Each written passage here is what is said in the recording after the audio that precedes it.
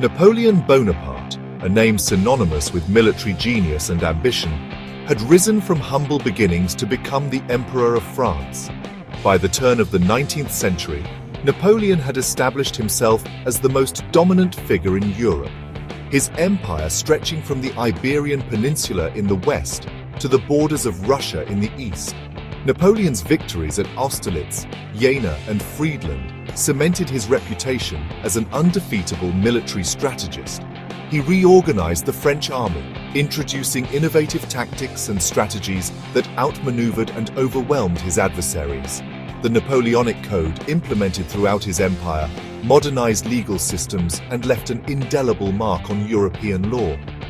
Under Napoleon's rule, France experienced a period of unprecedented political and cultural influence. His military campaigns, though devastatingly costly in terms of human life, redrew the map of Europe, spreading the ideals of the French Revolution. However, Napoleon's relentless pursuit of power and expansion sowed the seeds of his own downfall, uniting his enemies against him. Napoleon's meteoric rise to power and his empire's rapid expansion inevitably triggered alarm bells across the European continent. The major powers, wary of France's newfound dominance, formed a series of coalitions to counter his growing influence.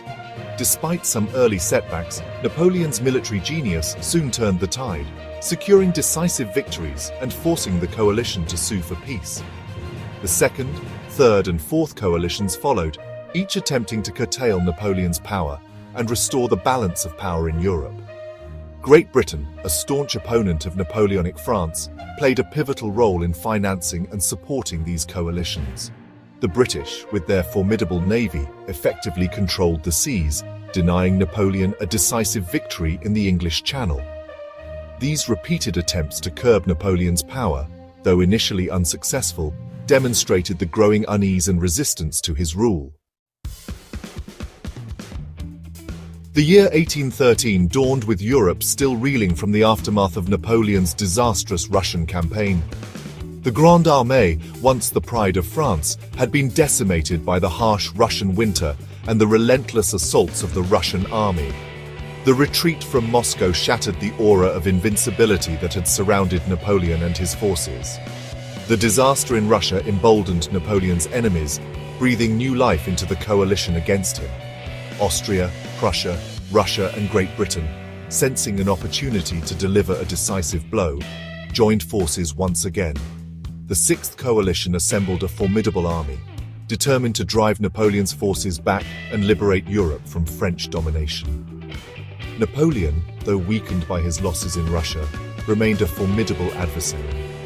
He returned to France, rallied his remaining forces, and prepared for the inevitable confrontation. The stage was set for one of the largest and bloodiest battles in European history, a clash that would decide the fate of nations.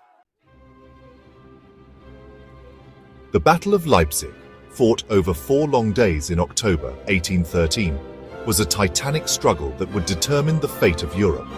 Over 500,000 soldiers from across the continent converged on the flat, open terrain surrounding Leipzig, transforming the landscape into a scene of unimaginable carnage.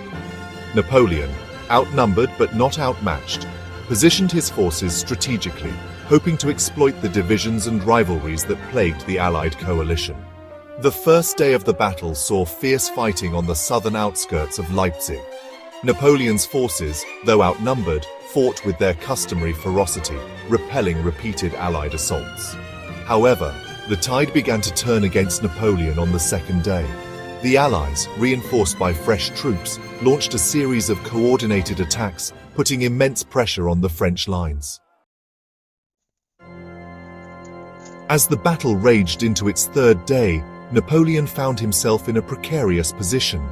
The Allies, despite suffering heavy losses, were relentlessly closing in on his forces. Their numerical superiority, combined with their unwavering resolve, was beginning to take its toll on the exhausted French army. In a desperate gamble, Napoleon ordered a risky counterattack, hoping to break through the Allied lines and create an opening for a strategic retreat.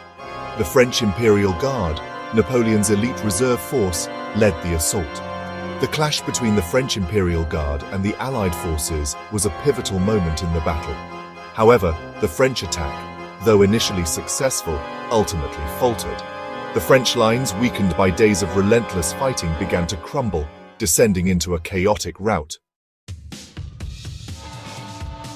The Battle of Leipzig, the largest battle fought in Europe prior to the First World War, ended in a decisive victory for the Allied coalition. Napoleon's forces, shattered and demoralized, retreated westward, leaving behind thousands of dead and wounded. The dream of a French-dominated Europe lay in ruins, shattered by the combined might of the Allied armies. The aftermath of the battle was devastating. The city of Leipzig, once a thriving commercial center, lay in ruins, its streets littered with the dead and dying. The victory at Leipzig marked a turning point in the Napoleonic Wars. The Allied armies, their morale boosted by their triumph, pressed their advantage, advancing into France itself. The Allies, led by Tsar Alexander I of Russia, entered Paris in March 1814, effectively ending Napoleon's reign. The Battle of Leipzig proved to be the decisive turning point in Napoleon's fortunes, marking the beginning of his empire's irreversible decline. The defeat at Leipzig shattered the aura of invincibility that had long surrounded Napoleon. The battle had a profound impact on the balance of power in Europe. It effectively ended French hegemony over the continent, paving the way for the re-emergence of Austria, Prussia, and Russia as major powers. Napoleon's exile to the island of Elba proved to be only a temporary setback. In 1815, he escaped his island prison and returned to France, rallying his supporters and reclaiming the throne. However, his second reign, known as the 100 Days, was short-lived.